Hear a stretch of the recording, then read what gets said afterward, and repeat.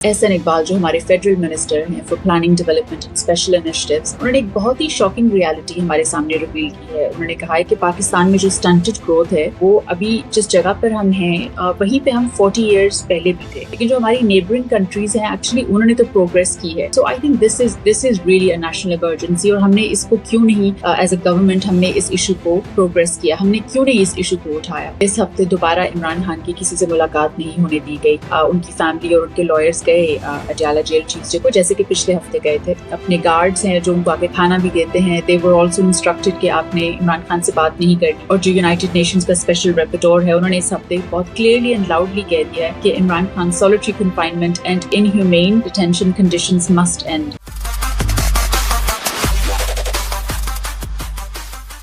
अस्सलाम वालेकुम, you're watching my YouTube channel doctor Sundas. क्या हाल है आप सबका?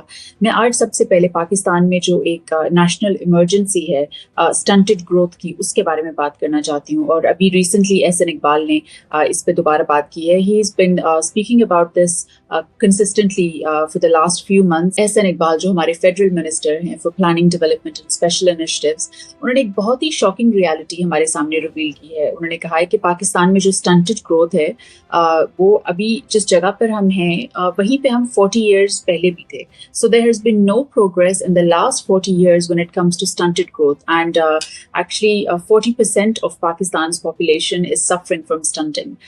What is this actually? ये इस कंडीशन में क्या होता है? स्टंटेड ग्रोथ एक ऐसी कंडीशन है जो सिर्फ आपकी फिजिकल ग्रोथ को नहीं रोकती, वो आपकी कॉग्निटिव डेवलपमेंट को भी इम्पेयर करती है, उसको भी रोकती है। सो दिस इज हमारी 40% of Pakistan population is suffering from this, और हमने पिछले 40 ईयर्स में उससे आगे हमने प्रोग्रेस नहीं किया।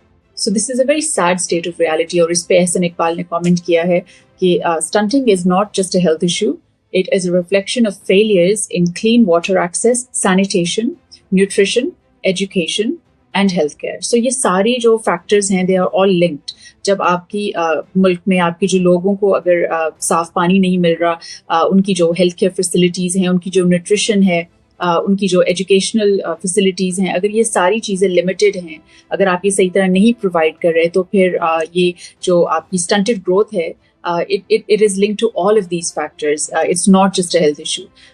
And further, Ehsan Iqbal says, the fact that we have sustained a 40% stunting rate over the past 40 years while our peer countries have progressed is a national failure. So what he's saying is कि हम उसी state पर हैं, हम उसी जगह पर हैं, लेकिन जो हमारी नेबरिंग कंट्रीज हैं एक्चुअली उन्होंने तो प्रोग्रेस की है।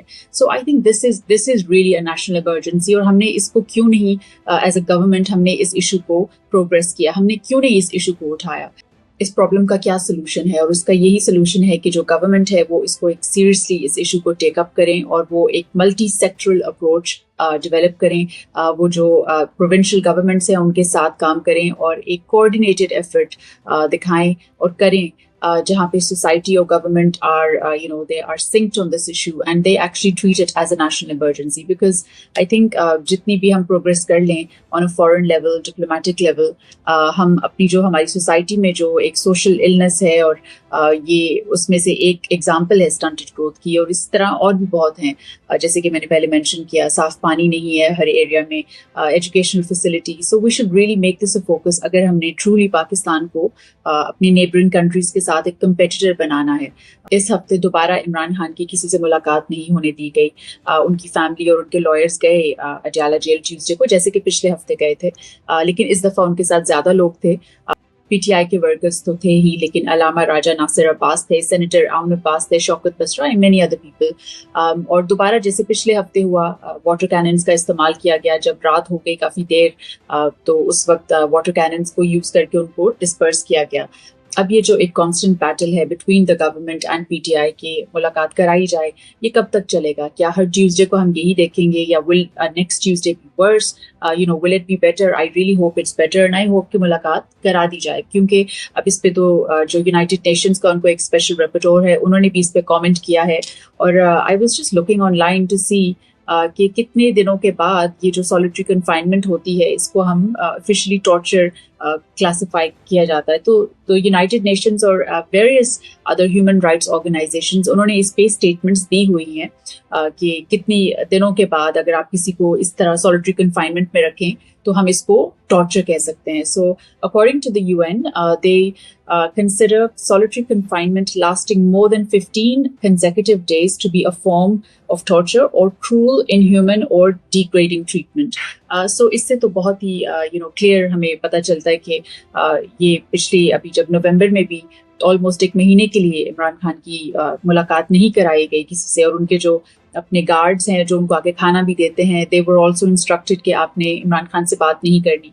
तो that was clear then, that was according to the United Nations definition, वो तो फिर एक फॉर्म ऑफ टॉर्चर ही है जो अब यहाँ पे अब इसके बारे में ह्यूमन राइट्स ऑर्गेनाइजेशंस ने ज़्यादा बोलना शुरू कर दिया है, और एमनेस्टी इंटरनेशनल ने भी अभी इस पर कॉमेंट किया इसी हफ्ते। So this is now continuing. ये जो नवंबर में हो रहा था, अभी दिसंबर में भी एक फॉर्म ऑफ टॉर्चर हो रहा है इमरान खान पे। एंड आई थिंक जो भी political differences हैं, those should be set aside, and ये एटलीस्ट जो solitary confinement है इसको ख़त्म करना चाहिए, मुलाकातें होनी चाहिए, और बेशक उनका जो स्ट्रक्चर है उन मुलाकातों का या जो भी उसके टर्म्स एंड कंडीशंस हैं उनको डिस्कस करना चाहिए, उनको रिफाइन करना चाहिए, लेकिन मुलाकात होनी चाहिए उनकी अपनी फैमिली के साथ सबसे पहले, और लॉयर्स के साथ जो उनको रिप्रेजेंट कर रहे हैं। और ये जो 15 डेज का पीरियड है, ये जो स्टैंडर्ड है, ये एक्चुअली नेल्सन मंडेला के रूल्स में आउटलाइन हुआ है। And according to some studies, कुछ स्टडीज ने ये भी शो किया है कि इस टाइम के बाद, इस 15 दिन के बाद कुछ ऐसे हार्मफुल साइकोलॉजिकल इफेक्ट्स होते हैं जो इरिवर्सिबल हैं। So this is actually very worrying. और जो यूनाइटेड नेशंस का स्पेशल रेपिटोर है, उन्होंने इस हफ्ते बहुत क्लियरली एंड लाउडली कह दिया है कि Imran Khan solitary confinement and inhumane detention conditions must and. और इमरान खान के बेटों ने, सुलेमान और कासिम ने, स्काई न्यूज़ को इंटरव्यू दिया था, स्पोक टू यल्दा हकीम, एंड उन्होंने अपनी एंग्जाइटी और जो उनकी अपनी परेशानी है अपने फादर के लिए उस पर बात की। They are extremely worried for him and they fear that they might never see him again. लेकिन वो प्लान कर रहे हैं कि वो पाकिस्तान आए जनवरी में 2026 में, एंड आई रियली होप कि उनको उनका वीज़ा मिल जाए और वो आके इमरान खान से मिलें, क्योंकि ऑफ कोर्स वो काफ़ी सालों से अपने फादर को नहीं मिले। So this will be I think very important for both parties, for Imran Khan and his sons. और इस सारे पॉलिटिकल केओस में एक रिकन्सिलिएशन एफर्ट भी स्टार्ट की गई है।